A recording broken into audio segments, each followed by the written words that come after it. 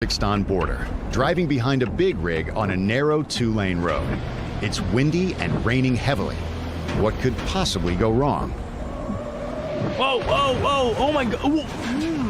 That was full of gas. How many times have you heard this? Don't go driving on slippery roads in a high-profile vehicle when it's windy out. It's like an action movie, isn't it? It's just blowing up right in the middle of the roadway. This is a really interesting and frightening sequence. We initially see one tractor trailer that's off the road to the right is overturned into the ditch. We would hope that you've got some kind of CDL license to drive that truck, but physics doesn't care what kind of license you have. That truck is gonna move from side to side because it just acts like a big sail. In combination with the wind and rain, this road's condition is a major factor. Over time, the weight of vehicles and trucks have weighted down the road.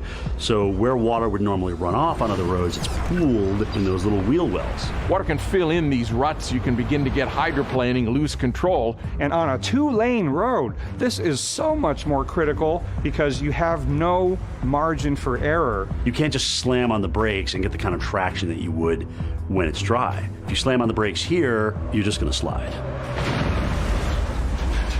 Fortunately, the fire extinguishes on its own, and both truckers are okay.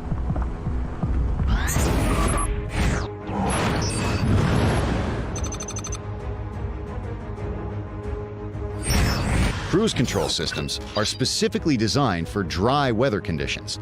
To avoid hydroplaning, reduce your speed, and ideally, try to stay within the tracks of the vehicle directly in front of yours.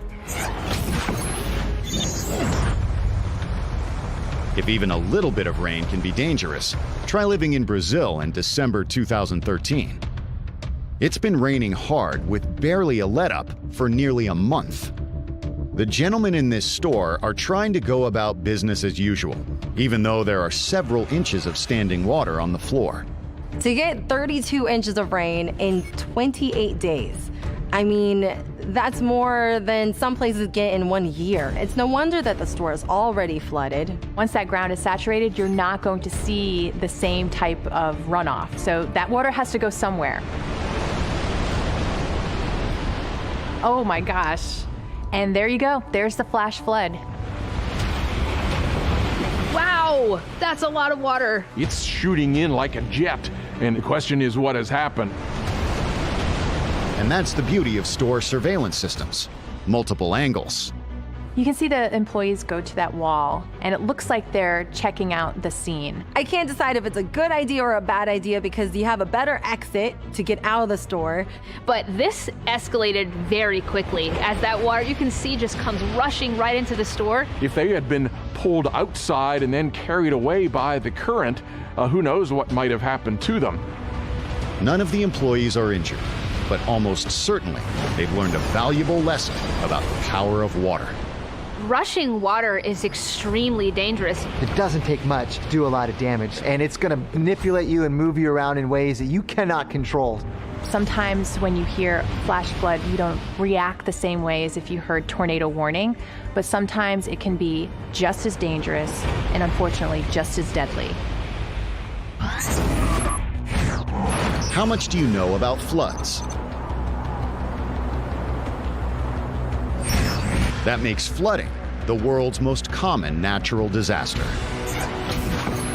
Coming up, winter's fury entombs a car in upstate New York and overwhelms a group of skiers in France. Avalanches can move at speeds of 60 to 80 miles an hour.